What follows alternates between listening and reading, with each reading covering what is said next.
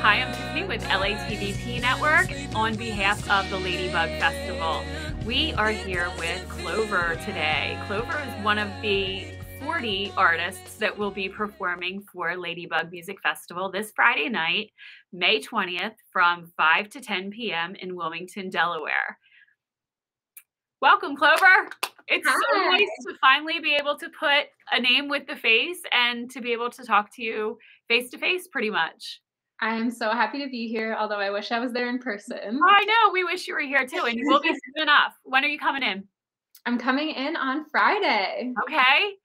So tell us a little bit about how you became involved with Ladybug Music Festival. Is this your first time at Ladybug, and what drew you to Ladybug?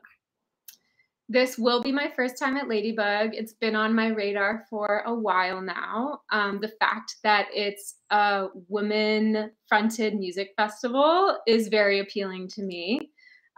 Everything related to female empowerment is super exciting and important to me. So the fact that there's a festival dedicated to it, it felt like a place I needed to be. Awesome. How did you hear about it? I heard about it through my manager, Nicole Mount. I think she maybe just found it on Instagram, or we have a few mutual friends who may be involved there. So yeah, she sent it my way and I was like, I'm super into this. Awesome. Well, I am super excited to talk to you and interview you. And the first thing I'm going to say is Jersey girls rock. Yeah, Jersey I am interviewing another Jersey girl.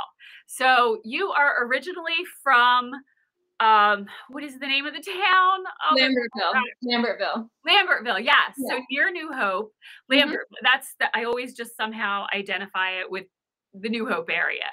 Like right, you can actually walk from one to the other very quickly. Yeah. Okay. So you're from Lambertville, and now you've relocated to upstate New York. Correct. But there's a whole big journey in between that I can't wait to talk to you about, because I just think that you are such a fascinating person. And I honestly can't believe that you're only 25. Yeah, you're right. 25. You have lived a lifetime in the past 2 years, and I can't wait to share that with the audience. Let's first talk about how you got involved in music and how you became a musician and an artist. Music was a big part of my childhood. Neither of my parents or anyone else in my immediate family is a musician or plays any instruments, but both of my parents are obsessed with music. My dad was actually a vinyl DJ when I was young. So we had tons of records in the house and there was always music playing. And both of my parents have very different styles of music that they're into. So I would hear, Joni Mitchell from my mom, and beautiful female folk singers and some soul artists. And then from my dad, I would hear kind of rock and more grungy music, some deep house music from other countries, kind of this I was brought up in a very eclectic mix of music within the home. And when I was young, my parents introduced me to The Sound of Music and Annie. And which takes me back to my childhood, which, I am twice your age, just about. So the fact that it takes me back to my childhood is it's crazy for me. Yeah. And that was I'm happy to hear that, because it was such a big part of my childhood. And I don't think we're the only ones. Right. I feel like this is a big memory for a lot. I feel like that is kind of unusual for your age range. It might be. You might be right about that. Well, I think so. Regardless, I became a little bit older than you, and I don't know any little girls that were his age that were listening to Annie and running around singing Annie and The Sound of Music. So this is amazing to me. Yeah, I love your parents already. Oh, I love them too. I was so obsessed with Annie, especially, that my parents bought me a red wig. Yeah, a red wig, and I would wear that around the house. There are pictures of me I'm wearing a diaper and nothing else but this. Oh my goodness! And I have a microphone. Please see those sometime. Yeah, I hope I'll look for them. We have them somewhere. We definitely Okay. have. Yeah, so that was kind of my introduction to singing. Um, That was and probably then my introduction to singing as well, only you succeeded and I did not. yes, yes, yes. Maybe by the end of this interview we'll get you singing. Um, Nobody wants to hear me sing. and then when I was 6 years old, I actually did my first talent show where I sang and played Lady Madonna on the piano. And that Wow. was like, I would say, the true beginning of it all, where I knew at 6 years old, I was like, "There's something really special about This this is what music." I wanna do when I grow up. This is what I wanna Exactly. be when I grow up. Yeah. I Mhm. took to dancing in that similar fashion where I started when I was 3 and I was good at it. So, that was what I wanted to do when I grew up. So I can relate to that. There's so much that even though we're generations apart, there's so much that I can relate to you. It's fun. I love that. All about the female empowerment this week, right? Yes. Yes, yes, it is, not just this week, every No, day. every week, but especially this week. This week we're celebrating the Ladybug Festival and all things female empowerment. Yeah. Okay, so you entered a contest, you decided that this is what you wanted to do. How did you get into the writing from there, and what did you Of write songwriting. about?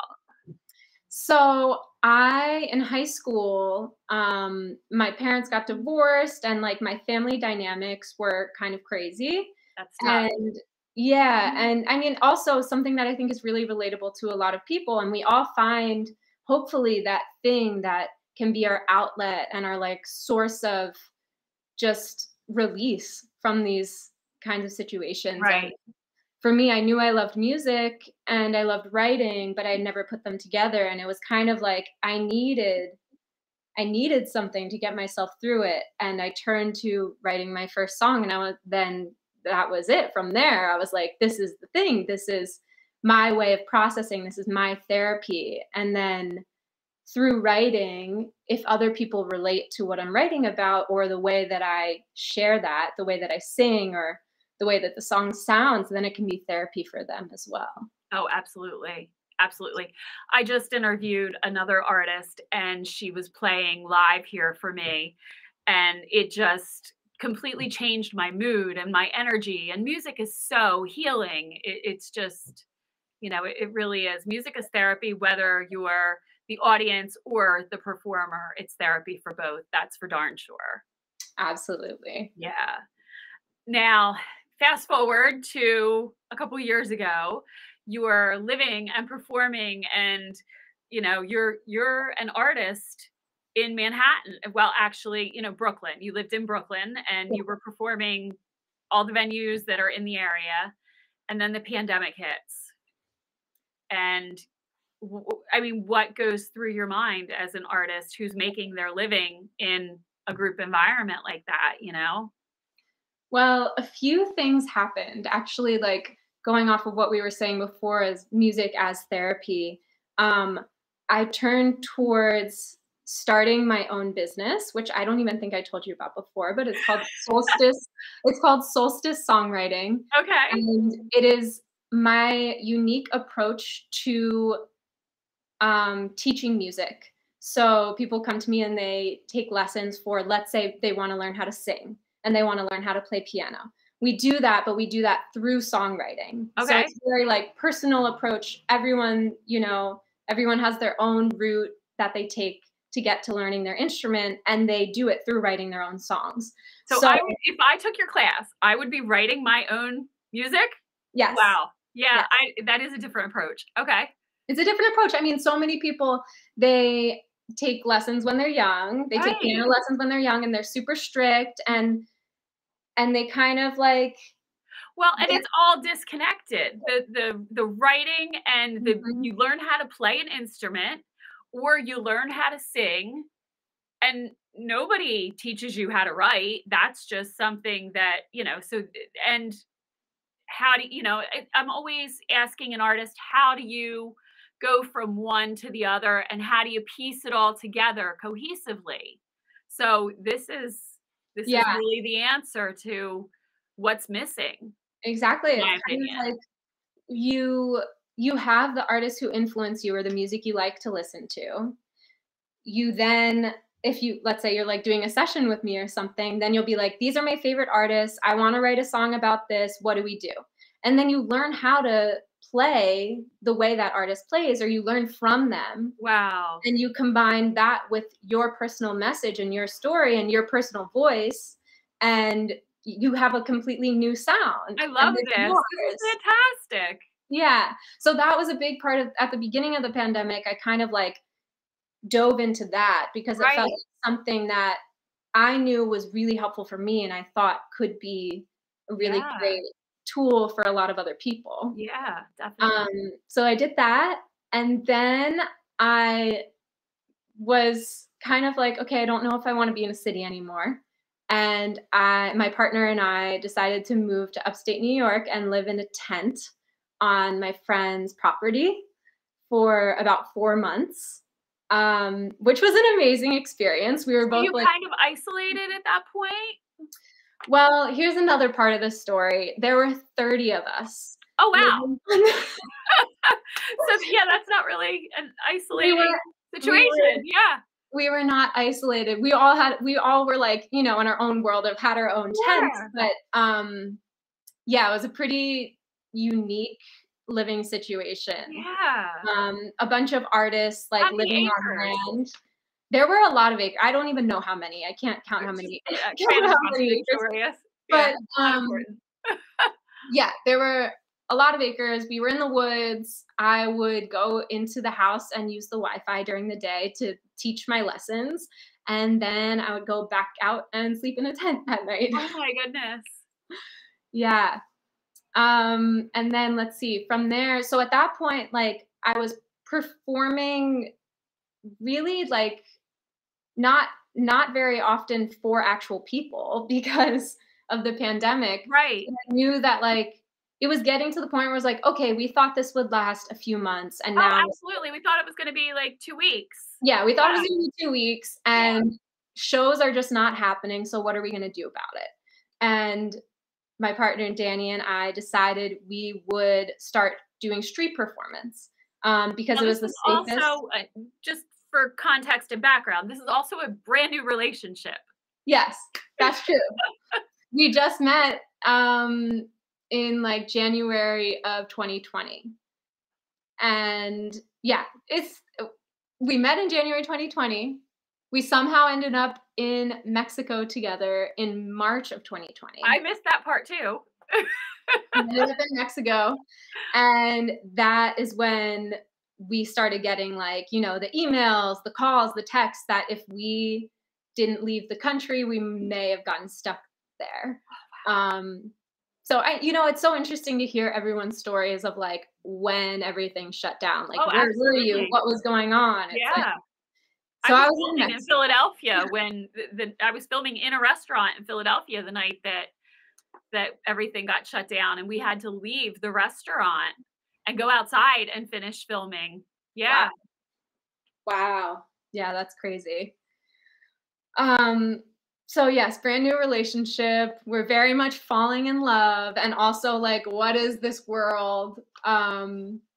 We moved in together because we were told we were gonna have to quarantine, and if we were quarantining apart from each other, we thought we would never see each You wouldn't see other. each other, right. No one knew what was going on, but we Right. thought it made sense to be together and make music. So that's what we did. And you're both musicians? Mhm.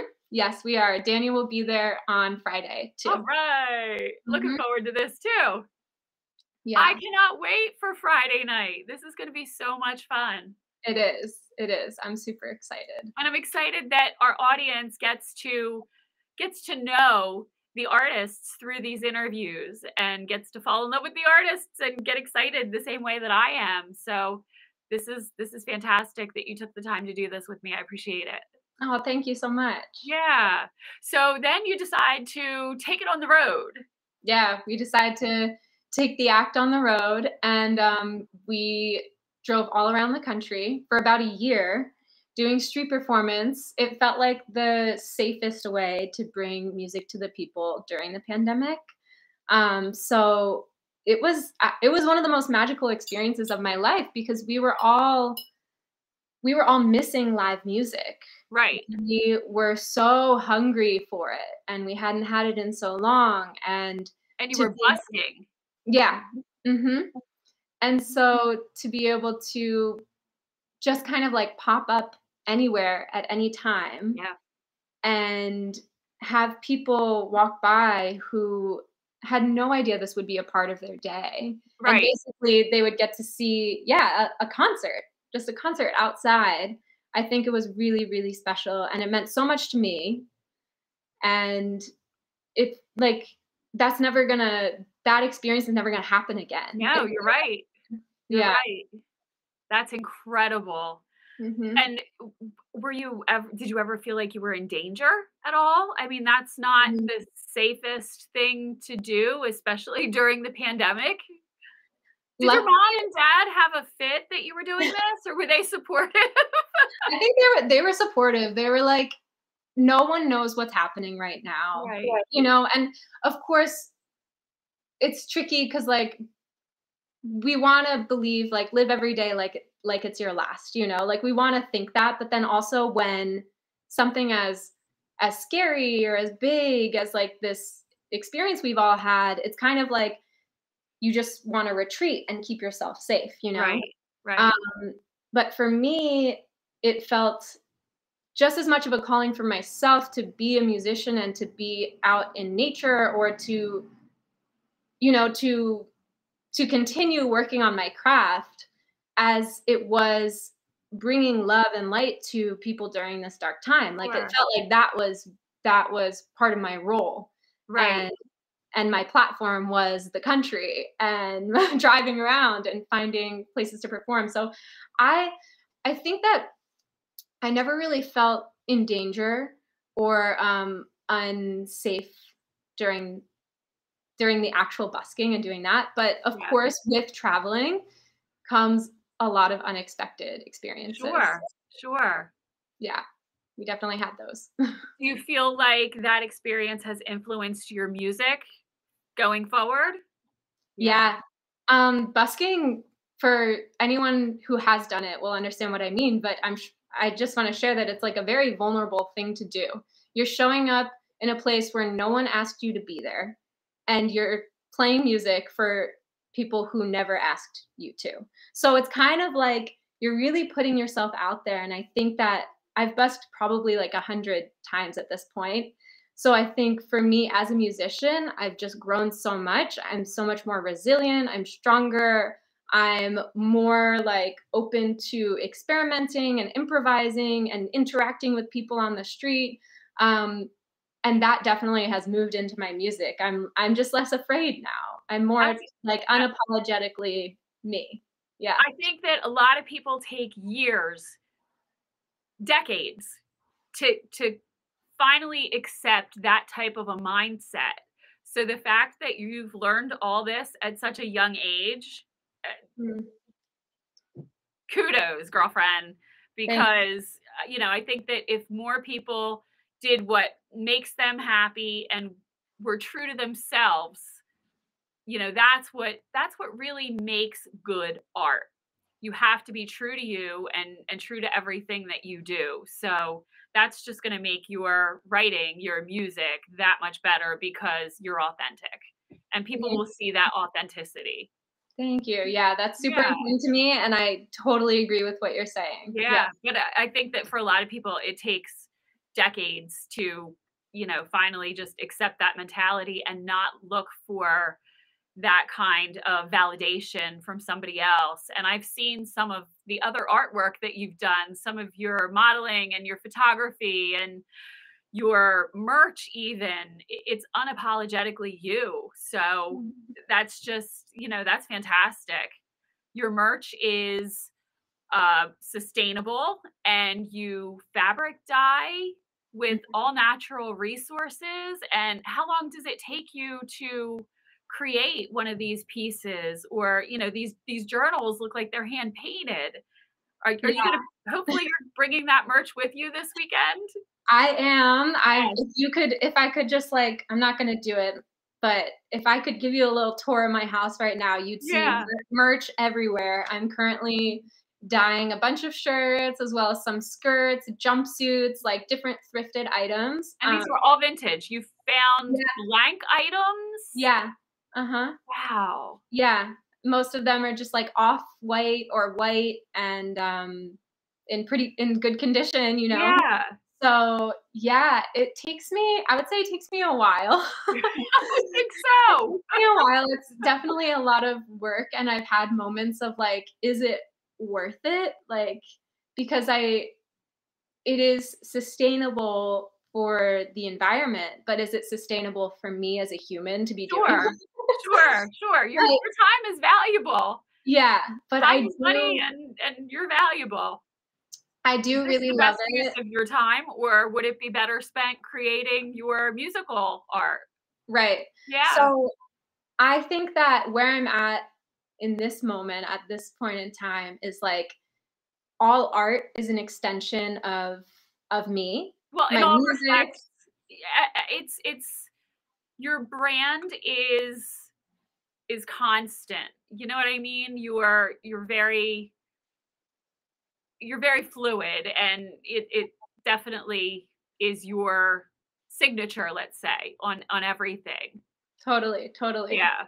Yeah, so because of exactly that, it feels important to fully express myself in all these ways and share what is important to me and what I'm passionate about with everyone. So, Sure. for now, yes, I'm hand making everything. I do see a point in time in the future where I won't be able to do it all myself. But I am still designing all of the art for upcoming merch. So, like, just really sharing sharing my art with the world in all possible ways is very Right, right. important. All Yeah. Mhm. encompassing. Yeah, exactly, exactly. Yeah. Well, I think that we are running out of time. I don't want to hold you any longer. I know that you have important classes to teach today, but I really want to thank you. This has been so much fun. This has been a pleasure getting to know you and to learn about your art and all things Clover. And Clover Mhm. is your real name too. Yes, I was So, born with that name. yeah, I just want to tell everybody to please come out to Ladybug Festival on Friday, May 20th from 5 to 10 p.m. And where and when are you going to be performing? I'm performing at 7:40 at Academy for Peace. Oh, I love that. Yeah, it's a I can't beautiful wait to name, see right? I'm like, Academy for Peace. I know. Yes. Mhm. So, where else can our followers find you? You can come hang on Instagram. I'm Okay. Clover on the mic, and you can also go to cloveronthemic.com. Those are probably the best ways to get in touch with me, and through those places, you'll also be able to find my music. Awesome. Mhm. And definitely check out the Ladybug. There's an incredible playlist that Ladybug has posted on their website, and Clover is featured on that playlist. So check out Clover on all forms of social media, and also the playlist with Ladybug Festival. Thank you so much, Clover. I hope you have a beautiful day the rest of the week, and I will see you Friday. Yeah, see you Friday. Thank you so much, Friday. Thank Tiffany. you. Bye.